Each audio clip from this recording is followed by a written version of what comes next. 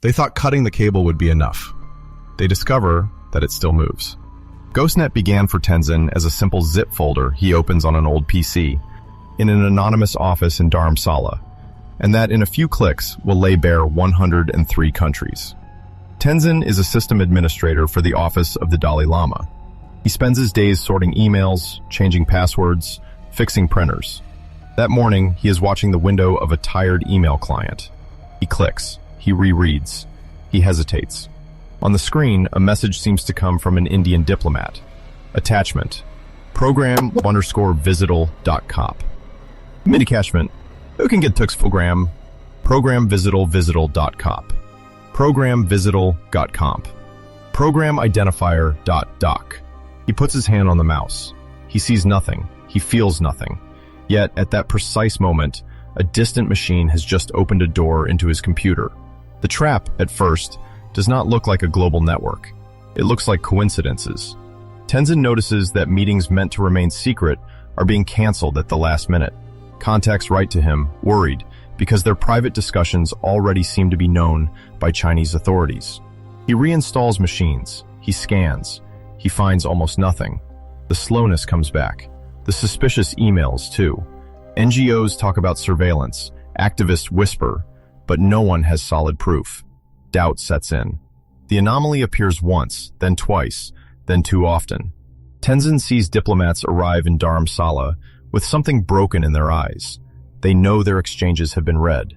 One day, a document that was supposed to exist only on a single computer is nonetheless quoted almost word for word in an interrogation, reported by a contact in Tibet.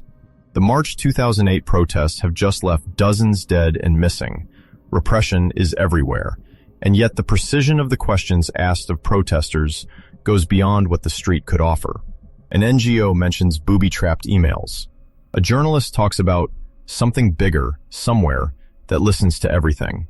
At the Citizen Lab in Toronto, a name begins to circulate in hushed tones to designate what they suspect without having yet mapped it: GhostNet. Hypothesis A, for Tenzin, is simple. It is the reassuring story that every technician repeats to stay upright. He tells himself that the leaks come from a mole, from a phone left on a table, from a careless activist who sends a PDF over an unencrypted messaging service. The idea of a global network seems too fanciful to him. He knows the fragility of people, not that of machines. The office of the Dalai Lama works with volunteers, second-hand computers, slow connections. A printed and forgotten email, a USB stick lost in an internet cafe, a call intercepted along the way. All that is enough to explain bits of information that circulate. The political leaders he protects also prefer this version. A guilty individual, identifiable, excludable, rather than a diffuse, invisible threat. In hallway conversations, people talk about indiscretion, clumsiness, human betrayal. This hypothesis collapses in an instant when a single computer, kept physically disconnected from the internet for several days, nonetheless shows outgoing connections to an unknown address as soon as it is reconnected to the network. A heavy silence follows. Then Tenzin shifts into another story. Hypothesis B becomes a sort of complex technical narrative, almost reassuring in its own way. He convinces himself he is dealing with a classic piece of malware, an isolated infection. A malicious tool bought on an obscure forum, used by an opportunistic group to spy on a few Tibetan mailboxes. He explains to his superiors that it is probably a common Trojan horse, seen all over the place, with no precise geopolitical strategy. The originating IP addresses he starts to collect could belong to zombie machines, controlled by criminals interested in reselling data. The attack would simply have hit them because their systems are vulnerable. He imagines a horizontal, chaotic structure where various actors use the same tools for varied purposes. Digital noise, not a targeted operation. Then the Citizen Lab researchers cross-reference his connection logs with those of NGOs, embassies, and other institutions. And what they thought was an isolated infection turns out to be a thread quietly linking more than 1,200 machines in 103 countries. Hypothesis C then imposes itself, disturbing, almost too clear. This is not noise, it is a melody.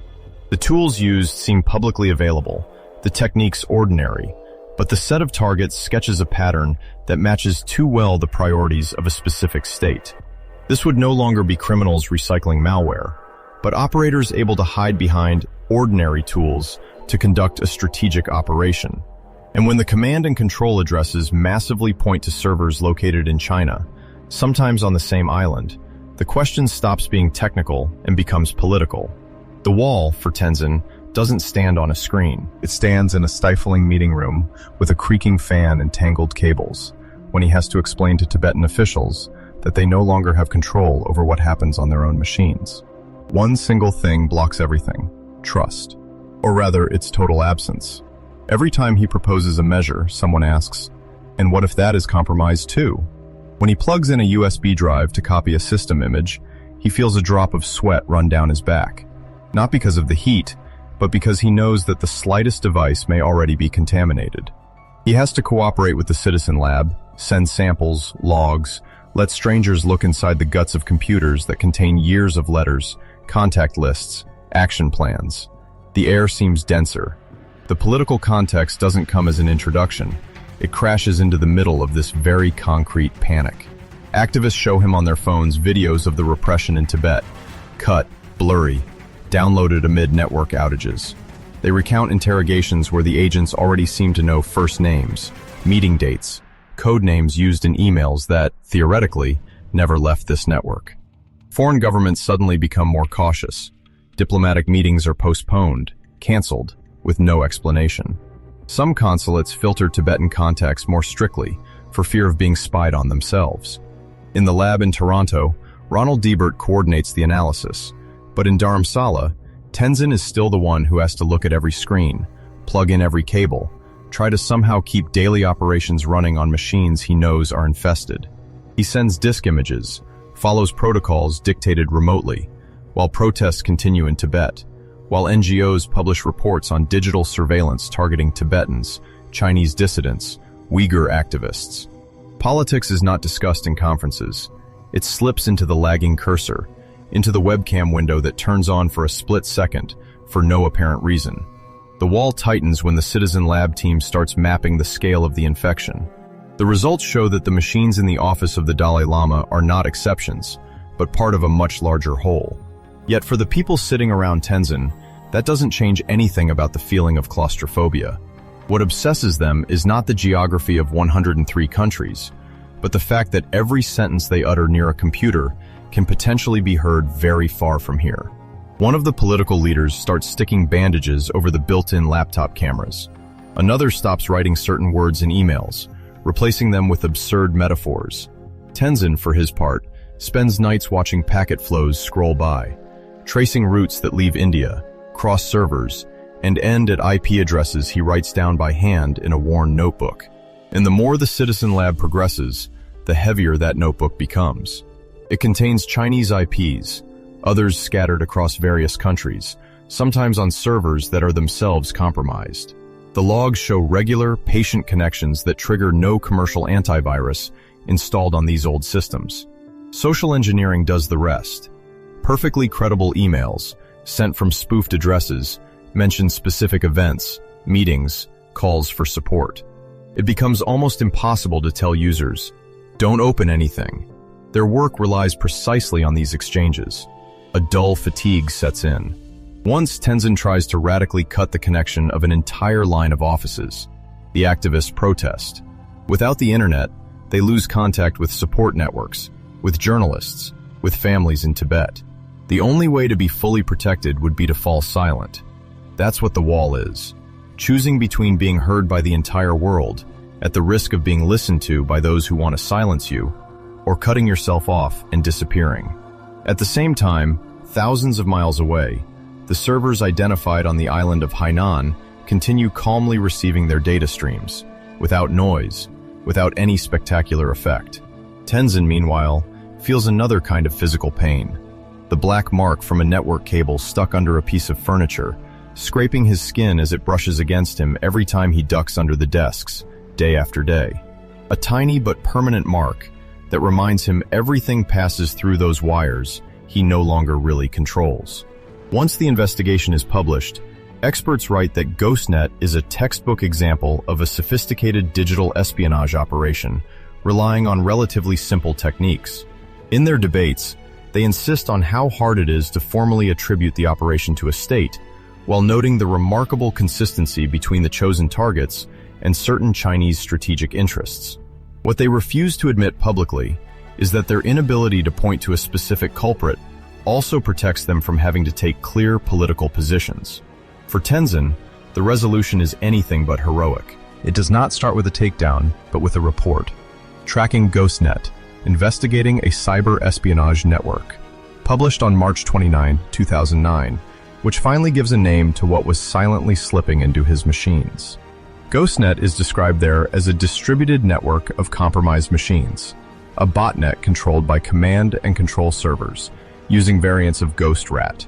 It is only then, as he reads the first translated pages, that he understands that what he thought was his problem extends far beyond Dharamsala.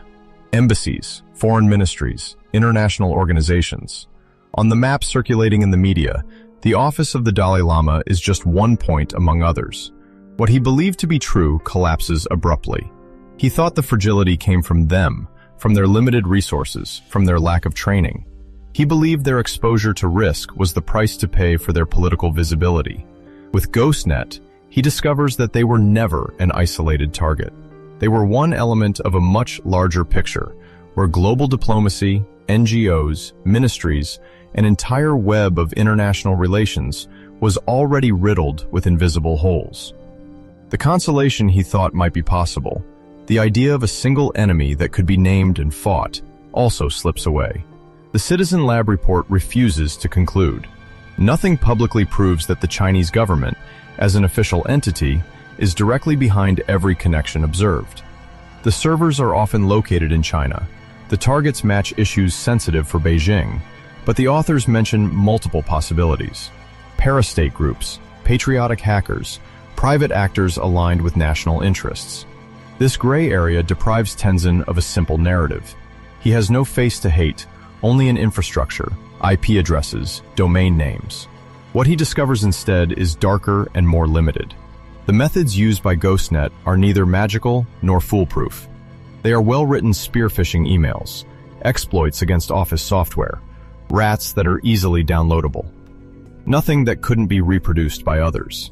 GhostNet, as a specific network, seems to dissolve, to transform after the report is published. The operators probably moved their servers, changed their tools, but the techniques remain. They show up in other campaigns, other reports, other scandals. The revelation does not close the breach. It describes it. In the years that follow, Tenzin puts procedures in place. More systematic encryption, stricter sorting of emails, quick trainings to learn to spot suspicious attachments. He asks cybersecurity companies for help, remotely attends webinars produced for embassies and NGOs. The machines are reinstalled, the systems updated, intrusion detection tools deployed. Certs and CSerts are created or strengthened in foreign ministries. Computer espionage threats are officially integrated into national strategies. But each technical improvement comes with a bitter realization. Their communications will never be completely secure. The boundary between what is online and what is not fades. Even a document kept off the internet can be photographed, lost, copied. Above all, GhostNet shows Tenzin that geopolitical competition no longer plays out only in the corridors of international summits, but in the attachments of a simple email, in the exploit that executes when a PDF file is opened. International consequences accumulate. GhostNet becomes a case study cited in government reports, academic publications, security trainings. It is discussed at the UN, at NATO, in specialized forums, to call for norms of responsible behavior in cyberspace. Meanwhile, new espionage campaigns reuse the same recipes. Targeted spear-phishing, rats, distributed C2 infrastructures. Names change, reports multiply, but the pattern remains. For Tenzin, all this leaves a question hanging, more personal than the debates over attribution or cyber defense strategies. If a network like GhostNet was able to remain active for several years by infiltrating institutions in 103 countries before being uncovered, What is still hiding today in the machines he believes are protected? In the small room where he works, the screen of a laptop displays an overly saturated blue wallpaper. The curtains are half drawn, letting in dusty light that outlines Tenzin's silhouette bent over a keyboard. On the webcam, a strip of adhesive tape has come loose at one corner, leaving a dark triangle, like an eye whose lid is slightly open. On the table, a plastic fan makes a pile of tangled cables vibrate. They touch the floor and brush against his bare foot. In the distance, muffled car horns can be heard, then the brief, dry crackle of a UPS switching to battery power. The screen itself stays on, silent, the cursor motionless in the middle of an email he does not yet dare to open.